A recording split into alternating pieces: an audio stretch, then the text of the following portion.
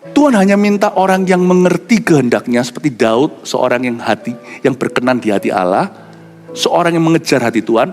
Kalau kita tahu itu maunya Tuhan, kita ngotot ke situ. Tuhan cuma cari orang yang punya kemauan, punya kerinduan, punya iman, punya pengharapan. Asal kita bersatu, ada orang yang benar-benar memperjuangkan persatuan itu, apapun bisa dihadapi loh, oleh keluarga itu, oleh gereja itu, oleh perusahaan itu.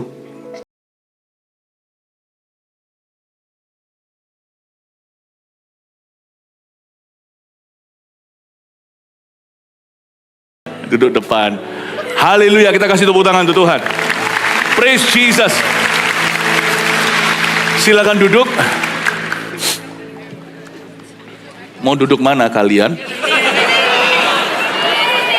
Pasti? Boleh?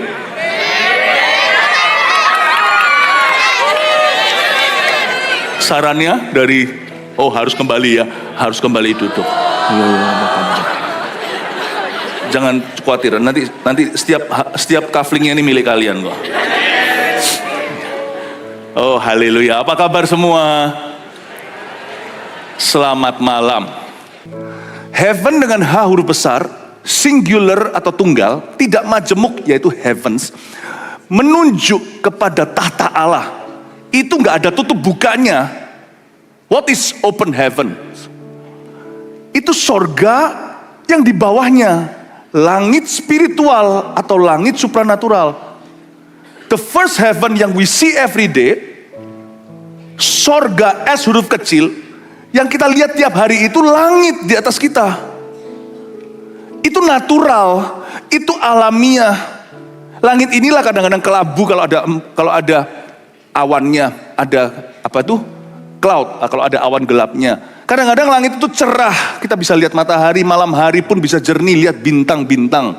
Jangan lupa kalau kita lihat bintang, kita memuji Tuhan yang menciptakannya. Kalau lihat matahari, jangan pandang matahari dan menyembahnya. Don't worship the sun, but worship the Son of God who created the sun. Sembahlah anak Allah yang menciptakan matahari, sang surya. The first heaven, sorga pertama itu bukan sorga sama sekali, itu alami, itu ciptaan Allah, bumi dan langit. Sorga kedua itulah yang spiritual, di mana Daniel menunggu 21 hari untuk jawaban doa. Padahal dari dulu langitnya ya sama, langit Babilonia. Tetapi ada sesuatu yang beda bagi umat Tuhan dengan orang-orang fasik, umat pilihan dengan orang-orang biasa yang tidak dipilih Tuhan. Ada perbedaan antara orang benar dan orang fasik. Itu yang membedakan bukan first heaven atau sorga pertama, second heaven. Tahun 2026 adalah the year of unity and open heavens. Nanti saya akan jelaskan implikasinya apa dan janji Tuhan apa. Meskipun kesaksian Yesus hari ini adalah roh nubuat, tapi dalam nubuatan tetap terkandung pengajaran sehat. Tahun persatuan dan sorga yang terbuka. Katakan tahun persatuan dan sorga yang terbuka. Nah sekarang ngerti ya, sorga yang dimaksudkan di sini bukan sorganya Tuhan itu buka tutup. Emangnya kita ini siapa GMS ini bisa buka sorga itu? Nggak bisa, langit tetap sama. Kalau hujan, tolong cepat-cepat ambil jemuran, sekalipun kita orang pilihan. Karena kalau hujan, orang benar, orang salah, semuanya tetap basah. Amin. Mari kita sekarang, saya ingin kita untuk mengerti dulu, apa artinya the year of unity, tahun persatuan. Katakan tahun persatuan. Saya akan bahas dari persatuan dulu, baru ke open heavens-nya. By the way, bukan berarti kalau tema tahun ini sudah kandas. Tahun ini 2025 disebut sebagai tahun kemenangan dan berkat internasional. The year of victory and international blessing. Waktu saya mendapatkan ini, saya belum curiga, tapi waktu jalani saya langsung tahu. Ternyata kalau Tuhan bilang atau sebut tahun kemenangan, hati-hati, itu juga berarti tahun peperangan. Mana ada menang kalau nggak ada kompetisi? Makanya tahun ini kan, siapa di sini yang tahun ini hidupnya mulus sekali? Seperti wajah artis Korea. Nggak ada, kita geronjalan ya. Tahun ini siapa yang hidupnya tidak mulus sama sekali? Up and down-nya. Oh, saya nggak sendirian ternyata. Semua kita, saya juga. Dan kita mengalami sebagian kemenangan tahun ini. Sebagian lagi adalah kemenangan yang tertunda. Memang temanya berubah, bukan lagi tahun kemenangan. Tapi Yesus sang pemenang itu tidak pernah berubah, mau tahun apapun juga. Jadi tahun depan, kemenangan itu terus berlanjut karena kemenangan adalah tema Alkitab. Berkat internasional saya mendapatkan banyak sekali kesaksian dari jemaat yang mengalami ini itu. Berbahagialah mereka yang tahun ini sungguh-sungguh mempersiapkan diri, bukan hanya pasporan. Anak-anak muda contohnya belajar bahasa. Ketika kita masuk ke dalam satu tool yang tersedia di dunia secara alami dan kita beriman untuk itu, perkara-perkara rohani pun dibuka. Waktu anak kami utus ke Taiwan untuk belajar 3 bulan Chinese di situ. Ternyata justru bukan hanya belajar bahasa, tapi mengalami pemakaian Allah di antara gereja-gereja di sana. Awal mula mungkin agak berdebat. Kenapa kok bertele-tele setelah lulus kok masih harus pergi lagi? Aku sudah mau siap untuk terjun payung di sini.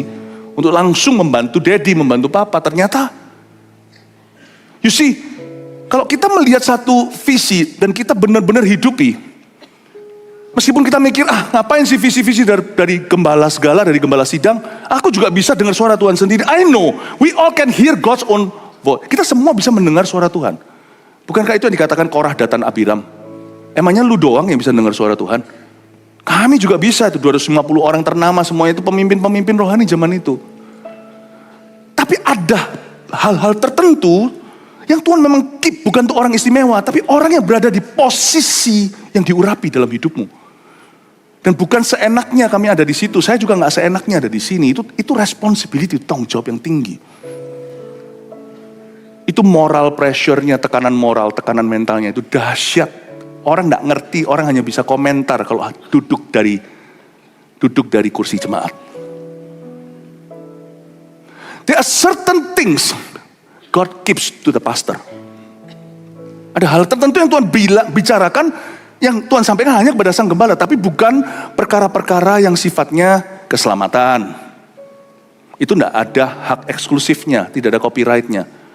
Tapi perkara-perkara soal pertumbuhan ilahi, pertumbuhan eksponensial dalam kehidupanmu, pemakaian Allah, pengurapan yang baru.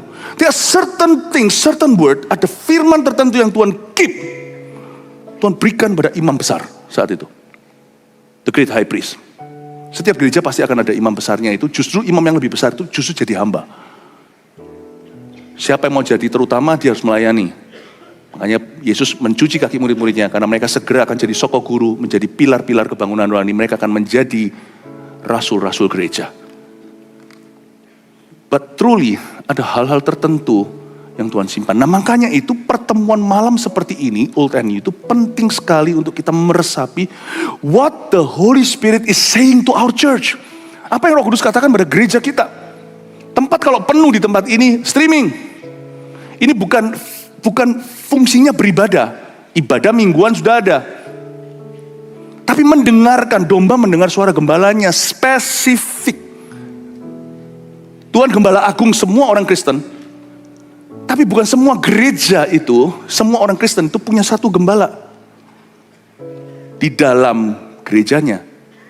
Ini bukan sekedar mendengar khotbah, ini keluar dari satu bonding yang istimewa, dari situ keluar firman Allah. Karena itu setiap gereja kembali ke pengembalaannya. Kembali ke pengembalaannya. Jangan jajan, jangan kesini sana, beda. Beda, ini bukan vitamin rohani, ini visi. Kalau ada di antara Anda yang tidak bisa masuk, stay where you are.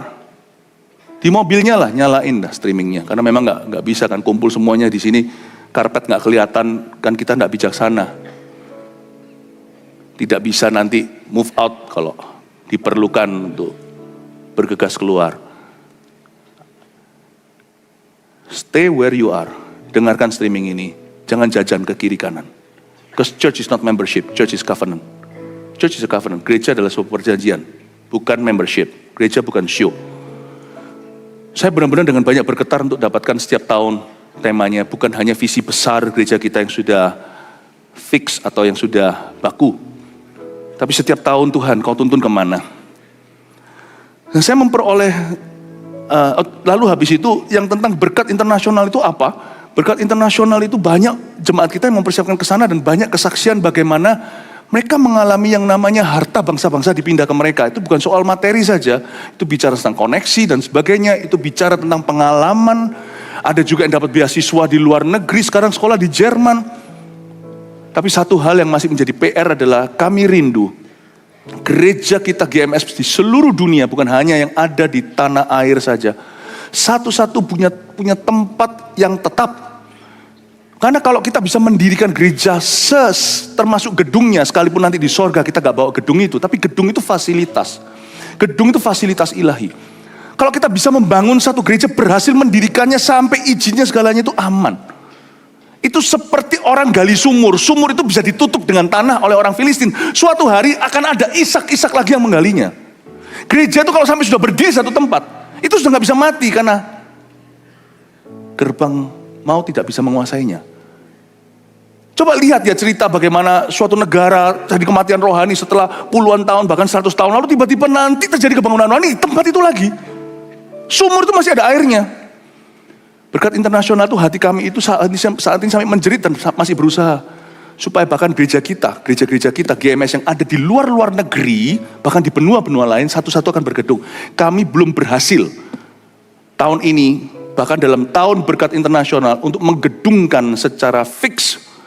Kalau bisa Tuhan kehendaki, kalau Tuhan izinkan kita dengan iman di depan, kita beli tempat-tempat itu. Berdirilah gereja kita di Eropa. Kami bermimpi, belum ada ya, sekarang masih rental semua. Semoga ada gereja-gereja indah yang pernah kita pakai untuk KKR seperti itu suatu hari bisa diakuisisi GMS supaya nggak jadi lagi tempatnya nightclub, restoran. Australia, kita berdoa, dapatkan tanahnya, dapatkan propertinya untuk bisa betul-betul di situ terjadi terus pelatihan anak-anak muda, keluarga-keluarga dipulihkan, sebuah battle atau sebuah tempat tetap untuk orang datang ke rumah Tuhan dan terus pekerjaan Tuhan dilaksanakan, baik yang sifatnya kemanusiaan, terlebih penting lagi yang sifatnya kekekalan. Berkat internasional itu masih berjalan. Saya hanya tunjukkan bahwa sekalipun tahun ini berubah tema tahun depan, masih ada PR-PR yang ketinggalan. Jangan jadikan tema tahunan itu sebagai visi hidupmu, tapi visi tahunan. Dan selama tahun itu masih ada hari, kejar ketinggalan. Karena ujungnya itu ada rewardnya. Boleh nggak kita mikir upah? Boleh, karena upah itu bukan ide kita. Upah itu adalah kata Alkitab. Ujungnya, sekalipun kita harus bayar harga untuk mencapai persatuan itu, di ujung sana ada minyak yang baik.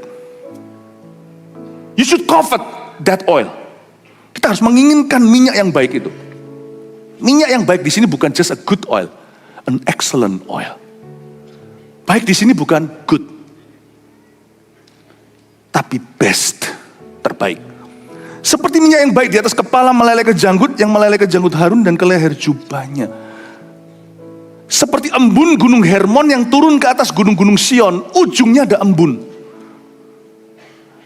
Persatuan itu ziarah. Kita harus berusaha ke sana secara individu maupun secara bersama. Karena persatuan itu terdiri dari individu-individu yang mau bersatu. Saya tahu persatuan itu dua sisi. It takes two to tango. Dibutuhkan dua orang untuk menari, dibutuhkan dua orang untuk boxing.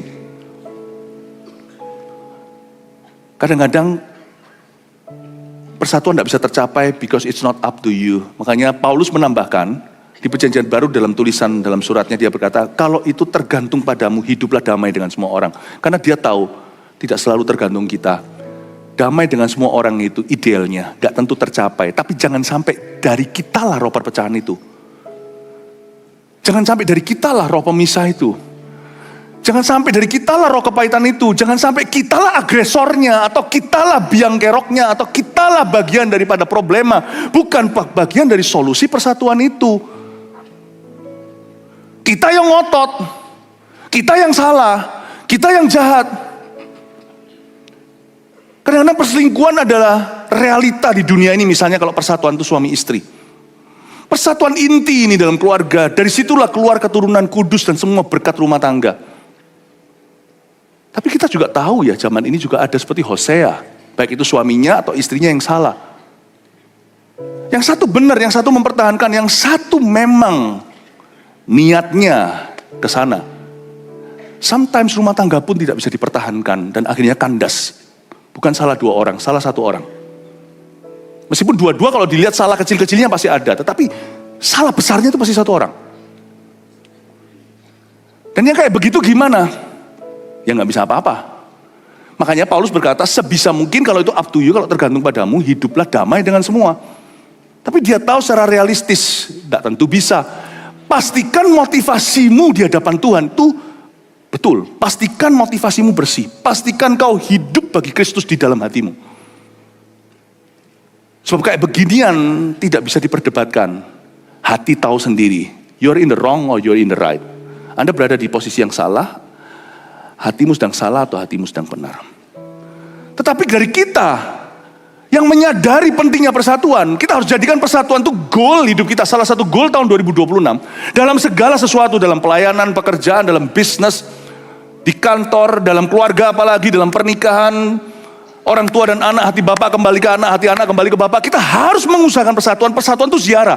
Persatuan itu suatu goal yang harus kita capai. Ya. Itu harus suatu goal yang kita capai. Karena kita tahu, meskipun berdarah-darah, untuk mencapainya ada harga yang dibayar, tapi ujungnya itu ada minyak yang baik. Katakan minyak yang baik. Sudahlah, kalau Tuhan bilang ada minyak yang baik, nggak tahu itu implikasinya apa, percaya dulu, there is a good oil. There's an oil that will not be yours unless you're united. Ada minyak tertentu yang tidak akan pernah menjadi milikmu kecuali kau bersatu. Tidak akan ada. Ada minyak tertentu yang ada pada keluarga lain, anak-anak orang lain, yang tidak akan ada pada anakmu kalau pernikahanmu runtuh. Akan ada satu minyak yang baik, padahal ini soal ministry yang akan turun ke anak cucumu. Kalau kau menabur persatuan dalam rumah Tuhan, kau tidak akan menuai perpecahan dalam rumahmu. Akan ada minyak yang baik yang tidak akan kau miliki, kecuali kalau Anda ngotot jadi agen persatuan itu, bukan pemisahan atau perpecahan atau gosip atau kepahitan atau pemecah belah. Kalau kita dari sisi yang agresif persatuannya, lebih baik aku dirugikan daripada aku mengkamirkan. Kalau Anda kayak gitu, Tuhan akan melihat dari surga dan berkata, alangkah baiknya orang ini, alangkah indahnya. Minyak baik akan kuturunkan dalam keluargamu. Saya tidak tahu minyak baik itu apa. Saya tidak selalu akan investigasi berkat Allah itu apa. Saya percaya pada Sang Pemberi berkat. Kalau Dia berkata itu ada, itu ada. Dan kalau itu Tuhan berkata itu tidak ada, tidak ada. Kalau ini adalah syaratnya, itu syaratnya. Saya belajar kenal Tuhan mentah-mentah. Seperti minyak yang baik di atas kepala meleleh kejanggutan Harun dan leher jubahnya. Seperti embun gunung Hermon yang turun ke atas gunung-gunung Sion. Coba mari kita baca kalimat terakhir di ayat 3. 2-3. Sebab kesanalah Tuhan memerintahkan berkat kehidupan untuk selama-lamanya. Ada satu kalimat. Kalimat ini kalimat hikmat. Jadi biasakan selama khotbah saya sekarang, selama sharing saya sampai countdown nanti, akan ada kata-kata hikmat yang Tuhan berikan. Dan ini saya dapat dalam doa. Sebab kesanalah Tuhan memerintahkan berkat kehidupan untuk selama-lamanya. Tempat sepakat adalah tempat berkat. Itu kalimat harus menjadi your guidance next year. Tempat sepakat adalah tempat berkat. Coba gini, pokoknya kalau tempat sepakat tempat berkat. Kalau Anda mau tahu alamat mana ada berkat, di alamat mana hadirat Tuhan kuat, di alamat mana ada mujizat. Saya nggak mau ngomongnya murahan ya, mujizat, bukan. Ini kehidupan selama-lamanya. Life di sini bukan natural life. Kalau Anda baca life di sini adalah supernatural life of God. Mau tahu alamat mana ada berkat? Nggak usah cari, jangan minta berkat-berkat, nggak akan datang. Alamat mana ada hadirat Tuhan yang kuat? Alamat mana ada mujizat? Simple, tempat itu namanya sepakat. Ya. Coba katakan kanan kirinya, aku sepakat dengan Anda. Tunggu dulu, jangan dijabat tangannya. Sepakat apa? Nyolong aku nggak mau sepakat sama kamu. Korupsi saya nggak mau sepakat. Selingkuh saya nggak mau sepakat. Gandeng tangan itu harus gandeng tangan yang tepat. Baik itu Tuhan maupun orang lain. Makanya itu sekarang kalimat kedua yang saya mau sampaikan tentang persatuan ini saya jabarkan. Sepakatlah dengan Tuhan, bersatulah dengan Roh Kudus. Munculkan dulu katanya baru ayatnya. Ini kuncinya. Mau sepakat? Pertama-tama nomor satu, number one itu sepakat dengan firman Tuhan. Karena kita punya komitmen itu bukan organisasi. Komitmen kita bahkan bukan darah dan daging. Sebagian besar kita ini sebenarnya strangers to each other. Kita ini orang asing satu dengan yang lainnya. Kita ini diikat sebelum oleh visi. Kita diikat oleh kasih. Kasih Tuhan. Kita ini diikat dulu oleh kebenaran. Saya tidak akan sepakat dengan orang kalau orang itu mau berbuat jahat. Karena Tuhan berkata, kamu kalau mau mengasihi aku, kamu harus mengasihi aku, membenci ayah ibumu. Bukan disuruh benci papa mama lo ya.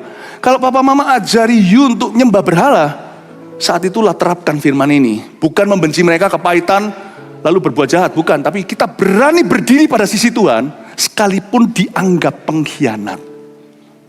Karena kita tahu kepada siapa number one, kita harus sepakat. Sepakatlah dengan Tuhan. Bersatulah dengan Roh Kudus. Waktu saya berdoa, kalimat ini kuat, beritahukan kepada jemaat.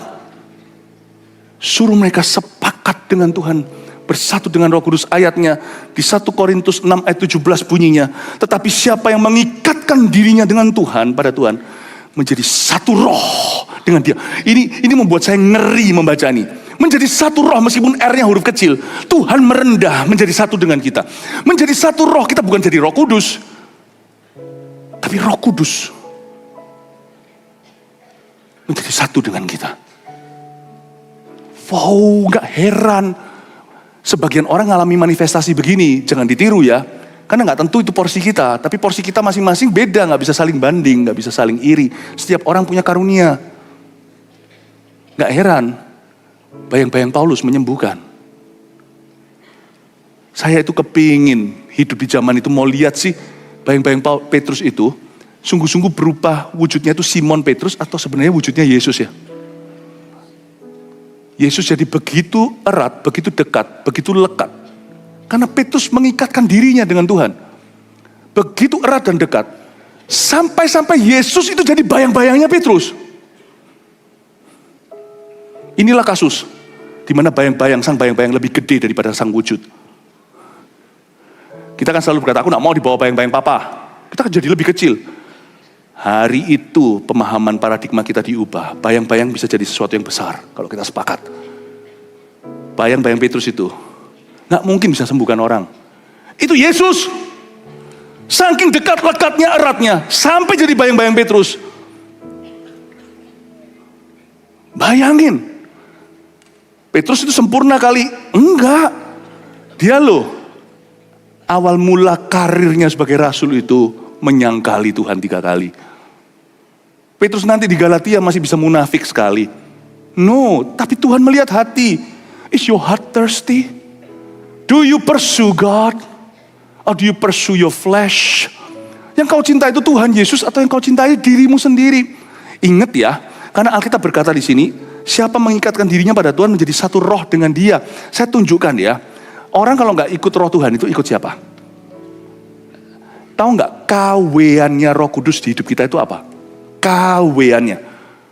Roh jahat bukan, nggak ada kemiripan. Nah, Roh Kudus sama roh jahat lah. Jangan pernah berkata, oh musuh bebuyutan Tuhan itu setan. Itu Tuhan nggak punya musuh. Semua nggak ada di liganya. Itu semuanya tuyul-tuyul. Sak Lucifer pun cuma tuyul-tuyul kecil. Jangan kau katakan bahwa musuh bebuyutan Allah itu adalah iblis. Iblis bukan saingannya. Tidak ada orang yang menyaingi Tuhan. Itu cuma tikus kecil itu. Jadi jangan pernah berkata musuh Tuhan itu iblis. Iblis memusuhi Tuhan. Nanti dia akan kapok dan jerah sendiri. Suatu hari dia akan tahu ketika dia berada di lautan api. Tugas kita adalah merampas tawanannya. Sebisa mungkin, secepat mungkin, sebanyak mungkin.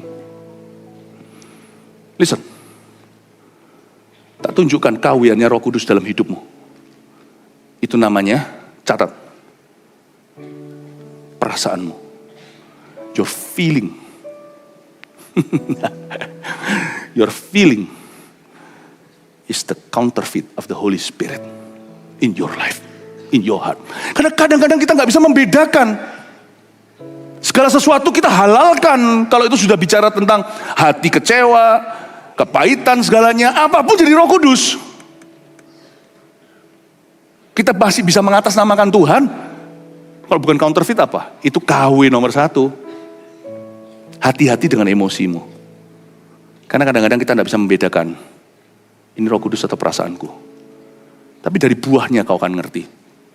Kalau Anda tahu buahnya itu bukan buah roh, kasih, sukacita, damai sejahtera dan sebagainya. Kelemah lembutan, kesetiaan dan sebagainya itu.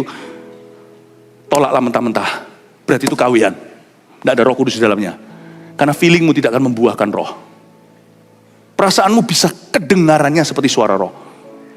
Perasaannya seperti Roh Kudus. Bisa seperti Roh Kudus. Tapi ujungnya bukan damai sejahtera. Siapa mengikatkan dirinya pada Tuhan menjadi satu roh dengan Dia. Don't listen to your feelings. Kita tidak boleh hidup berdasar perasaan kita. Bukan berarti perasaan kita buat mati, bukan. Perasaan kita disuruh tunduk diri. Tunduk pada Roh Kudus, roh sesungguhnya. Bukan kawian. Siapa mengikatkan dirinya pada Tuhan menjadi satu roh. One spirit with Him. And trust me, the first thing the Holy Spirit will do in your life is to crucify your feeling. To crucify your flesh. First thing, hal pertama yang Roh Kudus akan lakukan adalah menyalibkan dagingmu. Dia tidak akan entertain perasaan-perasaanmu yang salah. Makanya itu saya belajar untuk jadi seorang hamba Tuhan atau pengkhotbah. Pun menjadi seorang gembala yang tidak akan entertain memanjakan perasaan jemaatnya. Karena saya tidak membiasakan itu terhadap diri saya. Saya tidak mau kita yang memberitakan firman di gereja ini memberitakan apa yang kupingin dengarkan.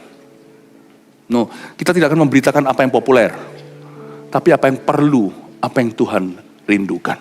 Populer atau tidak, itu nomor 2. Karena Tuhan berkata, kamu mengikatkan dirimu pada Tuhan. Menjadi satu roh dengan Dia. Saya jadi ingat Petrus, waktu kamu muda, kamu pergi seenak kamu sendiri. Tapi pada waktu kamu sudah tua atau dewasa atau mature secara rohani, kamu akan diikat, orang lain akan membawamu. What you gonna do? What you gonna do? Feeling kita kadang-kadang mau memberontak, mau pembuktian. Perasaan kita kadang-kadang ingin dimengerti, ingin diterima, ingin dipuji, ingin dielukan. Kita ingin everything goes, semua akan berjalan sesuai dengan rencanaku. Semua terjadi sesuai dengan kehendakku. Dan semua menurut arahku. Tahukah bahwa Roh Kudus tidak begitu? Kalau nggak gitu, nggak akan muncul kesabaran. Kalau kita ikuti perasaan kita, yang kayak Roh Kudus itu, ujung dari buahnya, ujungnya bukan berbuah kesabaran, tapi kemarahan. Ujungnya bukan kesetiaan, tapi kedangkalan. Orang baik itu banyak, tapi orang loyal jarang. Orang setia mana cari, Amsal berkata begitu. Kesetiaan itu hanya Roh Kudus yang bisa buat, tidak bisa kita. Siapa mengikatkan dirinya pada Tuhan menjadi satu roh dengan Dia. Saya belajar sesuatu dalam hidup saya terapkan. Philip Mantova, saya ngomong sama diri sendiri. Sepakatlah dengan Tuhan dalam segala keadaan. Bersatulah dengan Roh Kudus, jangan melawan Dia. Kadang-kadang kita nggak ngerti kita sedang melawan Dia. Tapi kalau kita punya perasaan itu bertentangan dengan buahnya, kita tahu kalau kita sedang menentang Dia. Bersatulah dengan Roh Kudus. Saya selalu ngomong sama diri saya sendiri. This is most important to me. Lebih daripada berkat-berkat ministry, disukai, apalagi berkat materi. Number one goal dalam hidup saya, ngomong soal kesepakatan nih, ngomong soal persatuan itu sebelum kita bersatu dengan saudara seiman, bersatu dengan keluarga, bersatu dalam pekerjaan, saya harus lebih dulu bersatu dengan Tuhan Yesus. Saya harus lebih dulu bersatu dengan Roh Kudus. Saya harus lebih dulu sepakat dengan Tuhan. Roh persatuan selalu dimulai dari roh Allah, bukan dari roh manusia. Selalu dimulai dari roh, bukan kedagingan kita. Selalu dimulai dari roh suci, bukan perasaan kita. Itulah sebabnya persatuan itu bukan sifatnya acara oikumeni. Itu juga bagus sih, tapi itu baru permukaan. Persatuan itu digarap, dibentuk oleh Tuhan dalam hati orang yang dihancurkan dari dalam. Dihancurkan fleshnya. Tanpa harus oikumeni, tanpa harus acara gimana. Orang demikian akan mudah bersatu dengan siapa saja. Karena dia tidak akan pernah menjadi agresornya. Dia tidak akan pernah menjadi orang yang agresif memecahkan. Karena orang yang punya Roh Kudus dalam hatinya, dia pasti selalu ingin bersatu. Kecuali persatuan itu tidak kudus. Tidak bisa demi semerta-merta kasih. Kalau orang berkata di depan saya, "Hai, saya Kristen, tapi Yesus itu bukan satu-satunya jalan." Saya tidak akan bersatu dengan dia. Saya tidak benci dia, tapi saya akan berdiri dan berkata, "Tidak, saya tidak setuju. Saya harus membela iman saya tanpa harus tukaran, membela dengan cara yang benar." Sisi. Tapi kalau kalau Yesus, siapa Yesus tidak menjadi perbedaannya, saya dengan mudah bisa bersatu dengan siapapun juga. Bahkan di luar konteks agama, kalau saya ketemu sama orang di luar sana itu, saya lebih cinta damai daripada suka tukaran sama orang. Kalau bisa cari teman, kenapa cari musuh? Meskipun dia nggak jadi saudara seiman, karena dia tidak punya Tuhan yang sama dengan aku. Tapi bersatu di level manusiawi, orang yang rohani juga pasti akan pro ke situ. Saya nggak mungkin akan ikut-ikutan terus memecah belah. Lagi panas-panasnya netizen misalnya, tuh saya menjadi salah satu yang lempar bumbu, lempar api, lempar minyak. Saya nggak akan jadi gitu. Kalau orang itu secara rohani itu benar-benar dipimpin Roh Kudus. Dia di dunia alami pun dia pasti menjadi agen pemersatu. Tapi dia tahu ini pemersatu di dalam tingkat nasional, dalam tingkat kemanusiaan. Deeper, lebih dalam dari itu, dia tahu bahwa dia beda secara fundamental dengan orang-orang itu. Jangan pernah berkata, "Nggak apa-apa, doa pakai cara apa saja. Saya semuanya sama kok, ke Tuhan yang sama. Saya tidak akan berdoa, saya kasih melek. Tapi saya tidak akan nantang, saya akan melek. Saya akan tunjukkan bahwa saya beda demi Tuhan saya." Kita harus mengerti kali ini persatuan itu maksudnya apa. Tapi intinya, garis besarnya, orang yang dihuni Roh Kudus sininya, pasti ingin merangkul orang. Tidak mungkin ingin membuang orang. Ini loh. Bukan ini. Ini. Amin. Coba ngomong kanan kirinya. Tolong ini dibikin six pack.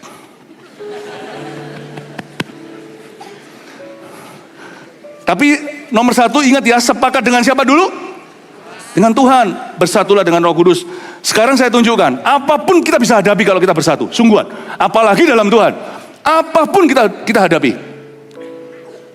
Asal kita bersatu dalam Tuhan, munculkan kalimatnya. Apapun bisa kita hadapi. Bisa kita hadapi bersama. Ini berlaku untuk keluarga. You see, asal Anda dan keluarga Anda, baik Anda kepala keluarga atau Anda penggagas persatuan, misalnya anak, udah lama, ayolah daripada kita geger, kita doa sama-sama. Asal di dalam keluarga Anda yang tidak sempurna itu, Tuhan tidak meminta orang sempurna untuk memulai sesuatu yang ilahi.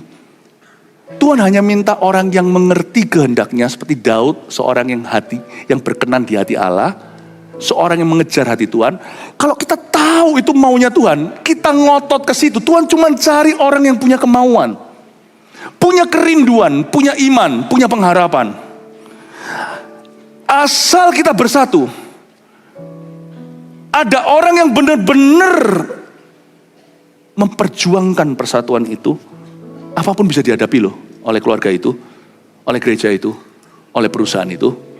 Pengkhotbah 4, 9 dan 12 bunyinya, "Berdua lebih baik daripada seorang diri, karena mereka menerima upah yang baik dalam jeripaya mereka." Ingat tadi ada minyak yang baik, ini ada upah yang baik. Berdua lebih baik daripada seorang diri. Bukan hanya bicara soal marriage atau pernikahan, tapi soal apapun. Karena konteksnya bukan soal nikah, konteksnya tentang hubungan atau relationship. Dan bila mana seorang dapat dikalahkan, dua orang kan dapat bertahan. Tali 3 lembar tak mudah diputuskan. Itu berarti ada Tuhan. Tuhanlah lembar ketiga, atau lebih tepatnya bisa-bisa Tuhanlah lembar pertama. Tali 3 lembar. Nggak bisa bahasa. Saya mau ngomong cuklek lagi. Ngerti ya? Tidak bisa patah. Apapun bisa kita hadapi asal kita bersatu.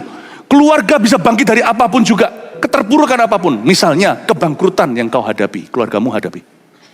Asal Anda sekeluarga bersatu, bangkit pasti. 100% meskipun butuh waktu.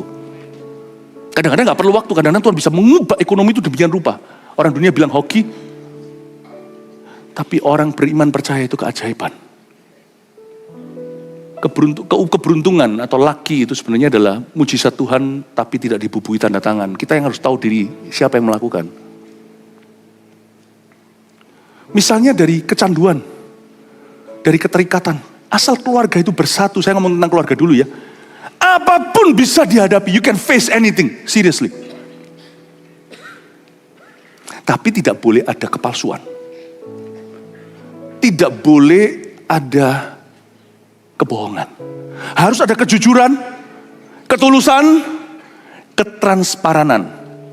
Di mana ada ketulusan, kejujuran, ketransparanan, ketika mereka berdoa di hadirat Tuhan, Tuhan akan melihat alangkah baiknya dan indahnya. Tuhan akan memerintahkan berkat ke sana. Kehidupan untuk selama-lamanya. Berkat yang Tuhan berikan tidak tanggung, tapi sifatnya langganan dan keterusan. Meskipun kadang-kadang tidak terjadinya secara instan. Tapi kalau Tuhan sudah berkata, berkat telah kuperintahkan, hai Daniel 21 hari pun kau tunggu. Tidak akan 21 tahun, kau akan melihatnya. 21 hari, 21 bulan, Tuhan tidak akan mengujimu beyond kesabaranmu. Tuhan tidak pernah menguji kita melebihi kekuatan. Lanjutkan lagi, apa yang kita mulai dengan persatuan, Tuhan akhiri dengan kemenangan. Saya tunjukkan ya, tempat sepakat itu, tempat berkat itu artinya, kadang-kadang bahkan seolah-olah terkesan kita yang mengambil inisiatif, bukan Tuhan. Tapi kalau kita mengambil inisiatif dengan persatuan yang benar loh ya, Tuhan itu akan akhiri dengan kemenangan. Ada satu insiden seperti itu, dan saya rasa bukan kebetulan Alkitab mencatatnya. 1 Samuel 14 ayat 6 dan 7 bunyinya. Berkatalah Yonatan kepada bujang pembawa senjatanya itu, garis bawahi, bukan berkatalah Tuhan, tidak bermula dari firman, tapi bermula dari inisiatif seorang manusia yang sepakat dengan manusia lain, rindu pada Tuhan. Berkatalah Yonatan pada bujang pembawa senjatanya itu, mari kita menyeberang ke dekat pasukan pengawal orang-orang yang tidak bersunat itu. Mungkin Tuhan akan bertindak untuk kita. Sebab bagi Tuhan tidak sukar untuk menolong, baik dengan banyak orang maupun dengan sedikit orang. Lalu jawab pembawa senjatanya itu kepadanya, inilah kunci. Lakukan niat hatimu itu. Sungguh, apa? Aku sepakat. Dari ayat ini kita mengerti bahwa meskipun Alkitab di bagian lain menceritakan bahwa Tuhanlah yang menggarap dalam diri kita, yang menggerakkan dalam diri kita, menaruh di sana segala keinginan, kerinduan di dalam hati kita. Jadi sebenarnya Allah itu Alfa dan Omega. Tidak bisa kita berkata, itu benar-benar 100% murni inisiatifku. Kita bisa rindu, itu pun Tuhan, itu pun Roh Kudus. Seseorang bisa rindu seseorang lain diselamatkan, itu kalau bukan Tuhan. Karena kita ini pada dasarnya keturunan Adam dan Hawa, selfish, egois semua. Kalau kita bisa merindukan sesuatu yang baik, itu Roh Kudus. Itu buah kebaikan itu loh, kebaikan, kemurahan. Tapi Tuhan tuh enggak bohong-bohongan waktu Tuhan berkata, ayo mintalah. Yesus ngomong gini sama murid-muridnya, sampai sekarang loh kamu belum minta apa-apa, mintalah supaya sukacitaku penuh. Tidak aku katakan bahwa aku akan meminta kepada Bapakku, tapi kamu akan meminta kepada Bapakku dalam namaku. Kamu yang ambil inisiatif. Kalau Tuhan hanya main sandiwara, berarti Tuhan enggak tulus dong. Kalau Tuhan ngomong gitu berarti sungguh-sungguh kunci di tanganmu, hai Petrus. You ask. Jangan minta istri orang lain, kita tahu itu melanggar firman. Kalau dikasih itu setan. Tapi kalau kita minta sesuatu dalam hati kita, jangan tanya ini Tuhan atau aku. Kalau itu sesuatu yang benar, sesuatu yang mulia, sesuatu yang adil, kudus dan manis, kau sepakat dengan seseorang, minta, you ask. Saya ngomong soal materi contohnya yang paling murahan. Berkat Tuhan paling murahan itu adalah uang. Misalnya, kami suami istri, alangkah indah, rukun hidup bersama, membangun mezbah Tuhan. Kita berdoa, Tuhan aku minta, kami Tuhan kontrak. Kami minta tahun ini, kami akan beli rumah. Kami bisa. Dengan lihat semuanya ini pas-pasan kayaknya ngos-ngosan. Tapi aku percaya. Nanti Anda lihat ya, tutup tahun depan. Anda sudah pegang kunci rumah itu. Saya tidak bicara ini prosperity atau dalam nafas kemakmuran. Saya ajarkan dengan satu ilustrasi sederhana bahwa minta itu tidak tentu Tuhan yang mau kasih kamu rumah. Kasih kita rumah. Tapi karena kita menginginkan untuk keluarga kita, Tuhan kasih kuncinya. Inisiatif itu daripadamu. Tapi kalau kita bersatu, Tuhan akhiri dengan kemenangan. Katakan amin, kasih tepuk tangan untuk Tuhan Yesus. Tapi disclaimer-nya, hindarilah kesepakatan dosa. dan kesetiakawanan yang salah. Nah, ini adalah booby trap. Ini adalah jebakannya. Hati-hati karena tahun 2026 banyak yang gugur pakai tipu muslihat ini. Kena tipu muslihat ini. Please hindari kesepakatan dosa ya. Kesetiakawanan yang salah. Aduh, pelayanan jangan dijadikan politik ya. Gereja bukan jangan jadikan geng-gengan. CG membelah lalu habis itu musuhan. Please lah. Jangan curi kemuliaan Tuhan itu level 1. Jangan dinaikkan ke level 2. Pakai kemuliaan Tuhan itu kejahatan. Ministry itu kemuliaan Tuhan. Not yours, not mine. Ya. Hindari kesepakatan dosa dan kesetiakawanan yang salah. Hikmatnya juga jangan mau disumpah di depan. Aku mau ngomong sesuatu, kamu janji sumpah gak ngomong sama siapa, saya jangan mau. Kalau Anda rasa saya cukup bijaksana, cerita nanti saya akan beritahu what to do. Saya akan permisi dulu sama kamu. Tapi kalau belum apa-apa saya disumpah, saya disuruh setia kawan, padahal saya nggak tahu kali ini. Kamu kawanku, tapi kan saya nggak tahu ini apa ya kan. Roh Kudus aja lo minta diuji. Ujilah segala roh. Itu Roh Kudus yang tulis Alkitab kan lewat jari jemari murid-muridnya. Test every spirit. Itu Roh Kudus berkata, even test me. Tuhan lo berkata di Maleaki, ujilah aku kalau nggak tak buka tingkap-tingkap langit. Tuhan yang ngomong gitu. Kita jangan mau. Lalu kalau Anda merasa saya tidak cukup bijaksana, Anda terlalu khawatir untuk beritahu saya, mungkin saya alamat yang salah, jangan beritahu saya. Jangan terlalu rasa terlalu butuh, kepo atau ingin tahu. Dosa manusia pertama itu kepingin tahu itu loh jatuh. Nggak tahu nggak apa-apa kok. Percayalah, hidup itu lebih tenang kalau tidak pegang rahasia orang. Nah, kira-kira kenapa rambut saya semakin ubanan? Saudaraku ada 3, semua hitam rambutnya. Rambutku yang putih sendiri. Gara-gara you.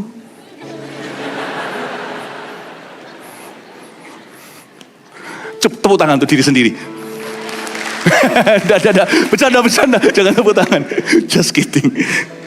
Enggak kok. Dengan senang hati melayanimu Bapak Ibu. Kata orang ubanan malah digendong Tuhan kok malah ganteng ya. Tapi hindari kesepakatan dosa dan kesetiakawanan yang salah. Kejadian pasal 11 ayat 6 sampai 7 ada satu kejadian yang sangat mengenaskan. Tapi di sini kita bisa mempelajari sesuatu tentang powernya unity itu. Kuasanya persatuan. Dan ia berfirman, ini Tuhan ngomong ya. Allah Tritunggal bicara di antara mereka, Allah Trinitas tersebut. Dan ia berfirman, mereka ini satu bangsa dengan satu bahasa untuk semuanya. Bukan bicara soal language, tapi mereka sehati. Bahasanya satu, mereka itu sevisi. Ini barulah permulaan usaha mereka. Anda tahu kan ini cerita apa? Ini Menara Babel. Mulai dari sekarang, catat ini. Apapun juga yang mereka rencanakan, tidak ada yang tidak akan dapat terlaksana. That's the power of unity. Even the wrong kind of unity. Persatuan yang salah pun akan terlaksana. Kedengarannya Tuhan takut ya ini ya? Enggak. Tuhan belas kasih. Kita lihat sekarang kalimat berikutnya, Tuhan akan berbuat apa? Baiklah kita turun, kita, Allah Bapa Putra Roh Kudus, dan mengacau balaukan di sana bahasa mereka. Sehingga mereka tidak mengerti lagi bahasa masing-masing. Bapak Ibu Saudara, unity the wrong kind, persatuan yang salah pun, Tuhan pun mengakuinya, itu berkuasa. Ini baru permulaan usaha mereka. Persatuan itu selalu menuju ke perkara-perkara yang serius dan besar, termasuk wrong unity. Mulai dari sekarang apapun yang mereka rencanakan tidak ada yang tidak akan dapat terlaksana. Resapi ini. Tuhan bukan ketakutan. Tapi Tuhan ngomong gini loh, ini ya, coba saya rephrase. Kalau orang-orang ini kubiarkan, mereka pasti jadi nih. Menara Babel ini mau sampai ke 101 pasti jadi. Buktinya sekarang jadi, mau sampai mencapai surga pasti jadi. Cuman kalau mereka lakukan itu, mereka gosong. Kalau aku tidak turun, kalau kita tidak turun mengacaukan mereka, mencerai-beraikan mereka, maka tidak akan ada lagi you and me hari ini di bumi. Karena hari itu yang punah bukan dinosaurus, umat manusia, gosong semua. Tuhan pecah-pecahkan semuanya. Dari sini kita tahu bahwa the power of unity and the danger of disunity. Kuasa persatuan dan bahayanya perpecahan. Hindarilah kesepakatan dosa dan kesetiakawanan yang salah. Mau tahu yang mana yang lebih mengerikan daripada roh setan? Catat itu. Roh mengasihani diri sendiri atau self pity. Hati-hati dengan ini. Karena tahun depan banyak umat Tuhan yang akan jatuh. Jadi hati-hati ya. Kalau kita bicara tentang tahun kemenangan berarti ada peperangan.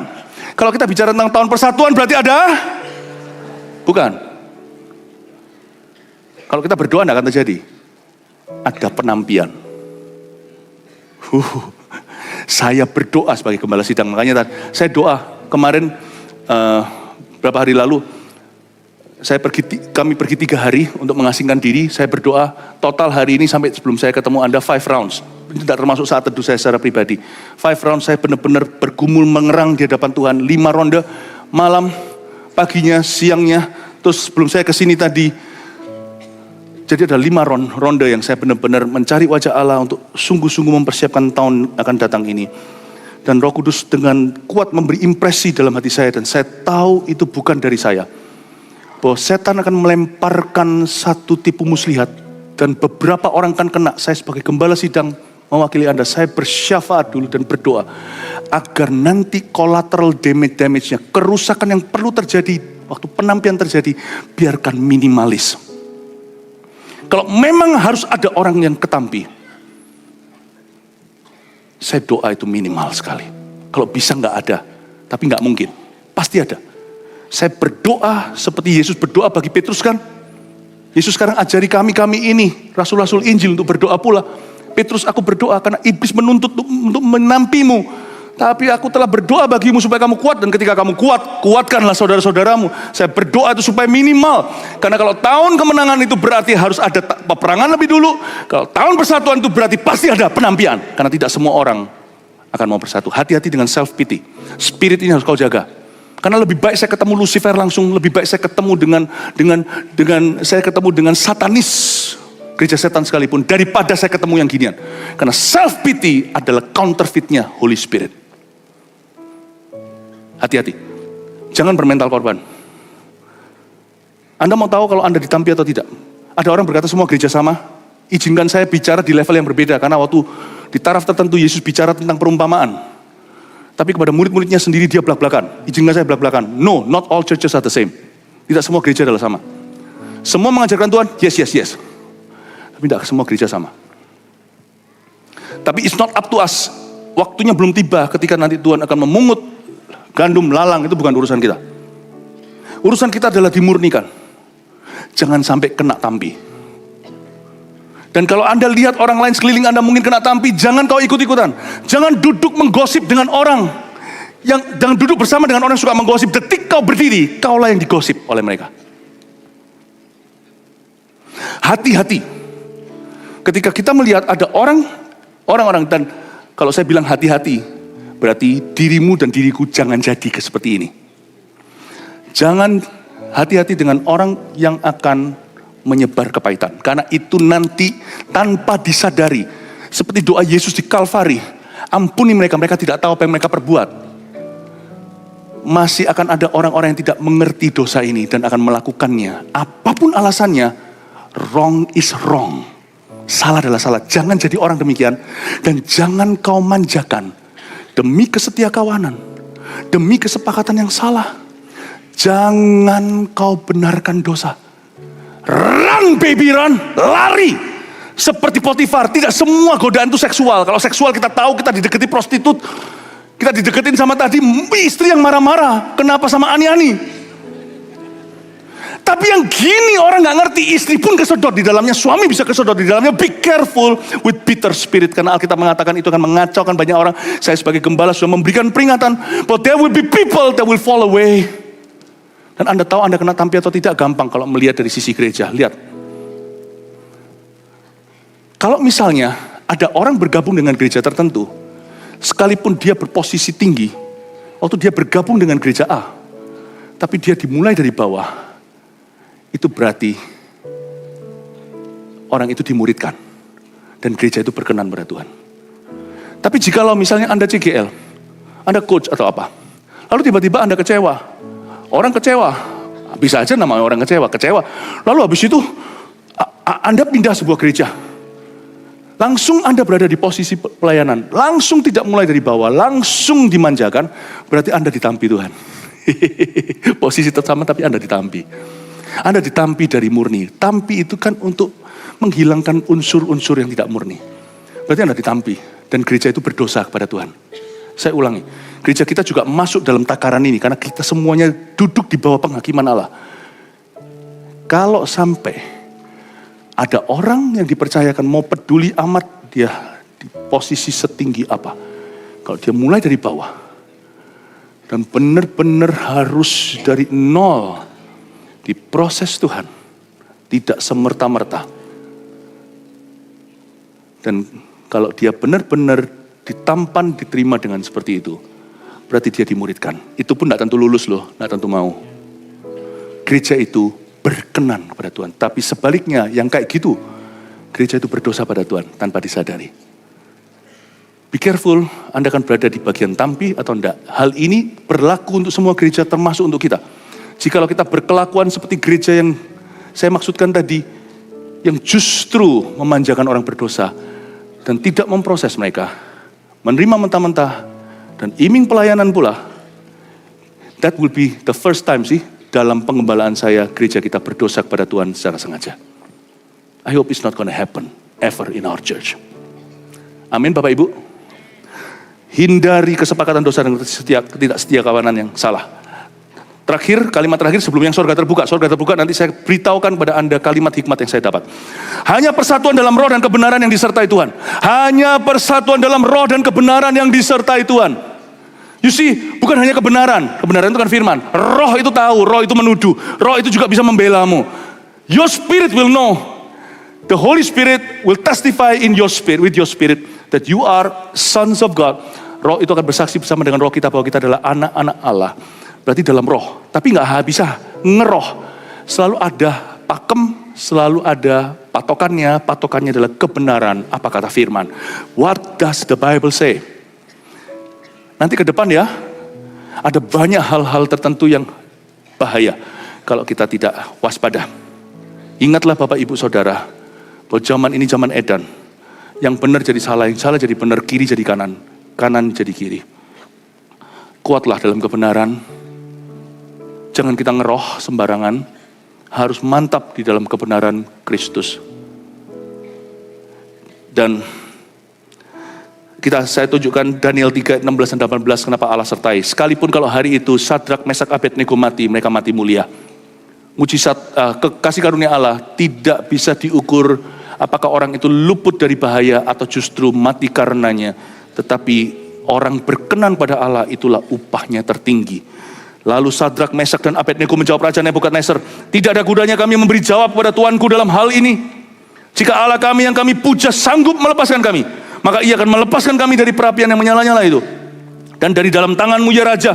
Tetapi seandainya tidak, hendaklah Tuanku mengetahui ya Raja, bahwa kami tidak akan memuja dewa Tuanku, dan tidak akan menyembah patung emas yang Tuanku dirikan itu. Coba lihat siapa yang berbicara, 1, 2, atau 3 orang. Saya kasih game kayak tadi gitu ya. Red, hat, cat, bat, woof, uf, duf, guf.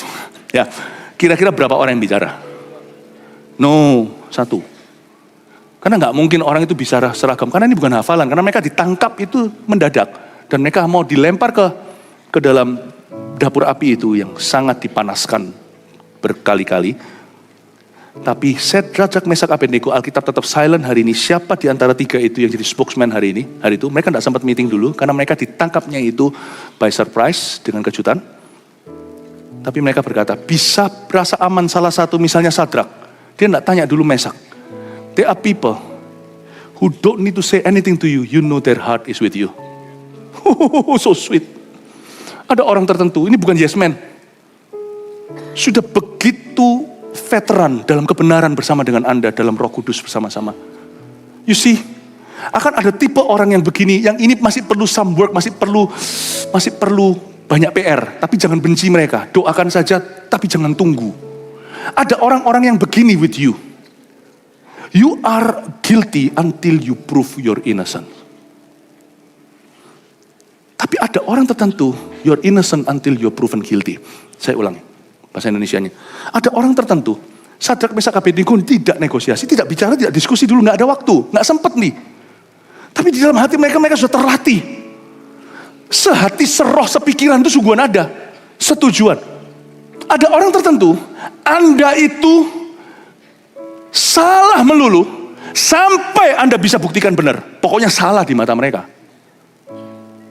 Sekali-kali kalau Anda bisa buktikan Anda benar, mereka berkata, nah yang gitu yang benar, tapi nggak pernah benar. Barusan memuji Anda langsung kembali ke ground zero atau ke poin nol lagi, ke poin dasar lagi. Nah sekarang, next, buktikan lagi sampai benar. Anda tidak akan pernah jadi apa-apa dalam hidup mereka. Tapi akan ada orang tertentu yang ini Anda bisa bawa seperti Yesus bawa ke Gunung Kudusnya. Ketika dia bawa transfigurasi ada 3, Yohanes, Yakobus, Petrus. Yang seperti ini adalah aset paling berharga dalam hidupmu. Baik itu istri, suamimu, semoga anak, orang tua atau keluarga. Kalau bukan keluarga juga bisa jadi darah daging Yesus dalam hidupmu, yaitu saudara seiman atau siapa. Kalau Anda punya orang seperti ini, orang-orang itu adalah aset, jangan kau lepaskan, don't let go. Orang-orang yang seperti ini terhadapmu. Anda betul dan benar. Bukan karena mereka buta, mereka tidak sepakat dalam dosa dengan Anda, tidak setia kawan yang salah, tapi mereka tahu. Dan Anda benar sampai Anda terbukti salah, dia tidak akan membela Anda. Tapi ada orang yang dalam hidupmu, bukan Sadrak, bukan Mesak, bukan Abednego-mu. Sulit. Saya berharap yang seperti ini, soalnya yang seperti ini spirit, yang gini hanya Tuhan yang bisa kerjakan. Karena with people is never one with you. Kalau oil dan air dan minyak tidak akan pernah bisa disatukan. Saya berdoa supaya kita dipersatukan. Katakan amin. Nanti waktu perjamuan kudus kita harus bersatu. Kita minta Roh Kudus yang bantu. Kasih tepuk tangan untuk Tuhan. Haleluya. Cepat segera sorga terbuka. Karena kali ini kita akan on time countdown-nya. Haleluya. Paling tidak khotbah saya terakhir tidak boleh overtime. Saya ini the king of overtime kata keluarga saya. Maaf ya, saya maaf. Berkali-kali maaf kalau saya memang kurang profesional dalam berkhotbah. Lanjut aja cepat. Karena buang waktu. Sorga terbuka.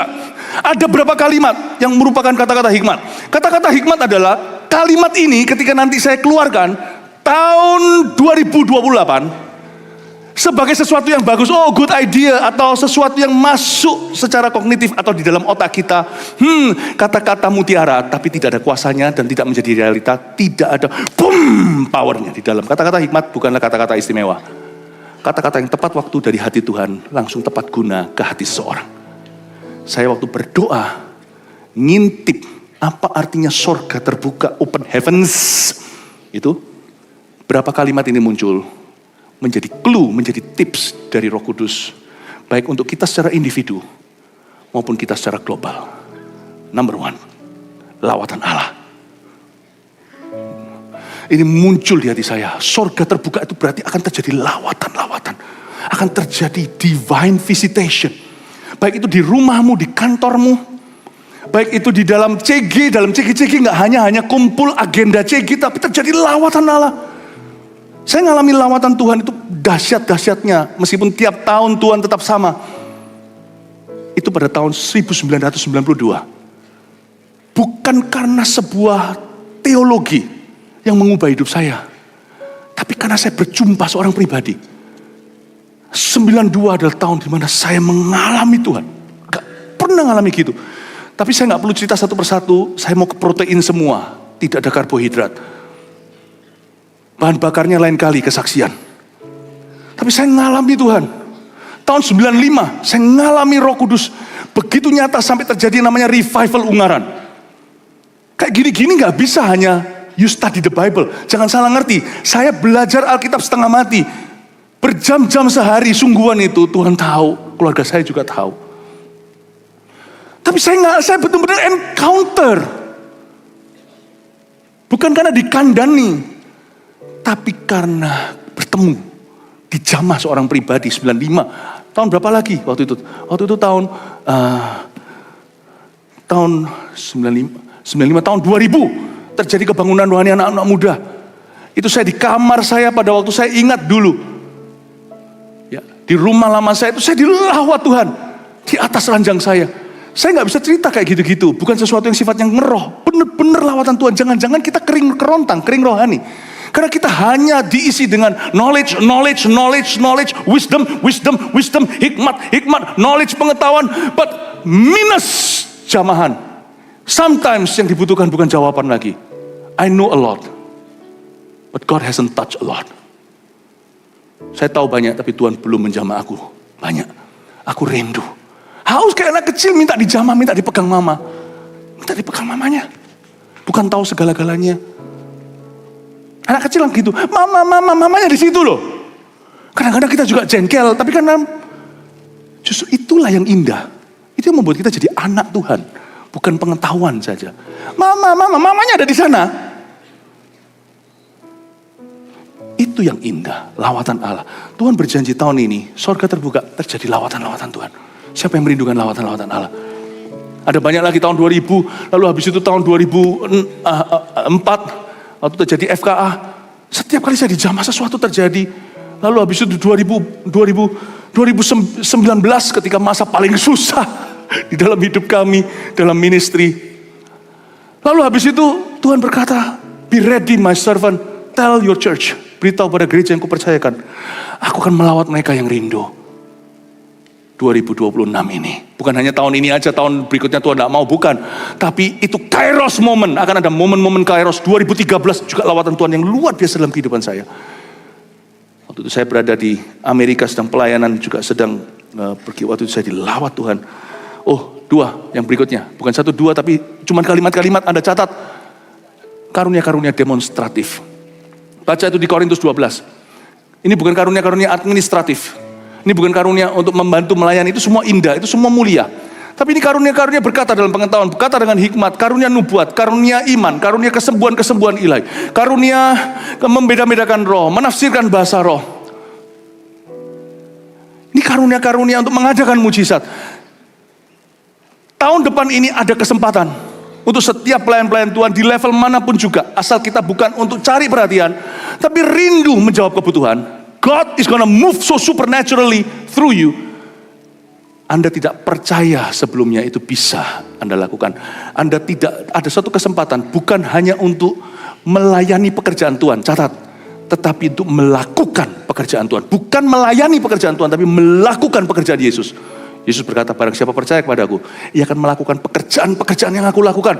Yang dimaksud Tuhan, kalau Anda lihat konteksnya di Injil itu, dia melakukan banyak mujizat. Dia berkata pada murid-muridnya, you shall do this.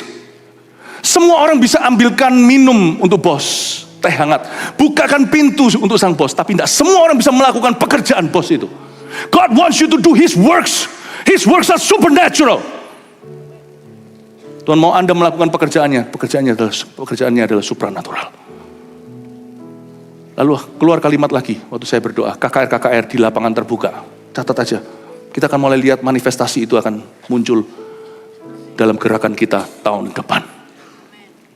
Doakan, laporan-laporan kemenangan nanti akan kelihatan. Yang waktu ditampilkan semuanya itu tidak ada atapnya. Open heavens juga berarti Tuhan membawa gereja kita outside. Ada lagi, tingkap-tingkap langit finansial itu muncul dalam roh saya. Ini bukan dalam spirit Injil kemakmuran.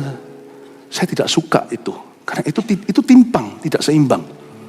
Tapi tingkap-tingkap langit finansial ini berarti Tuhan itu memang akan kucurkan sesuatu. Saya jadi ingat di Maleaki. Dikatakan, ujilah aku. Aku akan buka tingkap langit. Uang itu juga adalah bukti pemeliharaan Tuhan. Cinta akan uang itu bukan dari Tuhan. Itu jahat sekali. Tapi Tuhan akan memelihara umatnya. Yehovah Jireh belum ganti gelar. Dia tidak pernah copot gelarnya. He's still Jehovah Jireh. Dia berkata bahwa nanti tahun depan, walk with me, jalan dengan aku. Pundimu tidak akan berlubang lagi. Katakan amin. Saya tepuk tangan untuk Tuhan. Keluar kalimat lagi, level baru dan area-area baru ini muncul. Jangan lupa tahun 2020 ketika kita mulai, waktu itu sebelum kita ada di rooftop ini. Tahun tersebut 2020 saat pandemi adalah tahun Unity and Acceleration, tahun persatuan dan akselerasi. Bedanya apa dengan tahun 2026 ini? Tahun persatuan juga, Unity, tetapi open heavens, tapi sorga terbuka. Kalau dulu itu to set the machine going to set it in motion, atau untuk menyalakan mesinnya. Tapi yang ini sekarang beda. Dia bukan tambah cepat, tapi masuk ke level yang berbeda, level baru. Nanti Anda akan mengerti. Ini adalah tahun di mana bukan spekulasi, bukan sembarangan, bukan gegabah. Semua ada perhitungannya, iman pun memperhitungkan. Inilah tahunnya di mana kalau Anda mau memulai sesuatu yang baru, now is the time. Ada level baru. Ada area-area baru yang dibukakan. Open heavens itu berarti ada heaven-heaven tertentu. Tingkap-tingkap tertentu yang tertutup dulu bisa buka. Padahal Anda sudah semalam mencari ikan. Tuhan bilang sebelah kanan. Jangan tawar kiri atau kanan, itu bukan ngeroh, tapi kalau itu instruksi. Dan di situ ada suatu tuntunan, itu bukan soal salah atau sesat. Anda merasa, now is the time.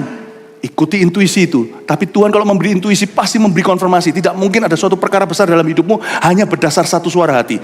Pasti nanti seluruh keluarga, ingat jangan lupa, sepakat. Jangan bergerak sendiri. Istri tidak tahu, suami tidak tahu. Berdoa bersama-sama, nanti akan ada tuntunan ilahi. Tapi kalau Tuhan sudah tuntun, melaku, jalan. Ada area baru, tingkap-tingkap tertentu yang semalaman tidak ada ikannya. Sebelah kanan ternyata tingkap itu terbuka dan 153. Berikutnya, akses yang mustahil. Akan ada akses mustahil. Nggak bisa dibuka, dikunci nggak bisa dibuka. Mirip dengan yang tadi. Tapi tadi itu level yang baru. Ada sebuah level yang tidak pernah sebelumnya. Aku nggak pernah dalam CG ku mengalami mujizat seperti itu. Ini level yang baru bagi kami. Aku nggak pernah dalam CG ku itu mengalami sampai jumlah petobat seperti itu. Now is the time to claim that. Mulai klaim lah. Tapi ada akses yang mustahil. Ada orang-orang yang nggak mungkin. Ada proposal yang tembus. Ada akses yang mustahil. Entahlah. Renungkan, catat, foto. Jangan lupa, sebab di kalimat-kalimat diberikan Tuhan bahkan tanpa ayat, tanpa penjelasan pada saya. Hanya berupa RHEMA, rema-rema yang harus saya berikan mentah-mentah. Tentunya bukan hanya beberapa ini aja. Ada 7 ini aja. Nggak hanya 7 aja, tentunya lebih banyak daripada itu. Tapi saya rasa saya temukan 7 sebelum Anda temukan 70. Nanti Anda waktu berjalan di tahun depan, Anda akan menemukan rema-remamu. Yang terakhir ini nggak enak. Tapi di sini saya sudah peringatkan. Karena open heavens itu berarti juga turun air bah. Bukan berarti banjir lagi dalam nama Yesus, enggak. Itu bicara tentang intervensi ilahi. Jadi ada sesuatu itu yang sampai matang harusnya itu sama Tuhan, itu diinterupsi, enggak jadi. Beberapa rancangan musuh dibatalkan, digagalkan dengan cara begitu. Beberapa hal-hal yang gimana tiba-tiba Tuhan belokkan. Tiba-tiba ada pengalian rute seperti khotbah saya kemarin Natal. Siap untuk intervention, divine intervensi. Tapi juga berarti divine punishment. Akan ada divine judgment. Saya tidak ngerti maksudnya apa. Pasti dalam waktu saya tanya sama Tuhan, cuma dikasih suatu perasaan hati bahwa itu bisa terjadi di skala global maupun individual. Jangan berada di sisi yang salah. Karena kalau bicara tentang open heavens itu bukan yang enak-enak saja. Itu berarti Tuhan melihat ke bawah dan terdengarlah suara keluhan Sodom dan Gomora. Itu berarti Tuhan melihat ke bawah rusaknya di generasi Nuh. Air bah itu turun. Akan ada penghakiman Allah skala global. Tapi saya ingat ayat, penghakiman selalu dimulai dari rumah Tuhan. So please be careful. This carefulness bukan hanya kubicarakan kepadamu jemaatku. Jemaat Kristus yang dipercayakan kepadaku. Tapi juga saya tujukan kepada saya. Kita semua adalah domba-domba Allah. Kita semua harus hati-hati, berjaga-jaga dan waspada. Karena hari ini adalah hari-hari yang jahat. Amin.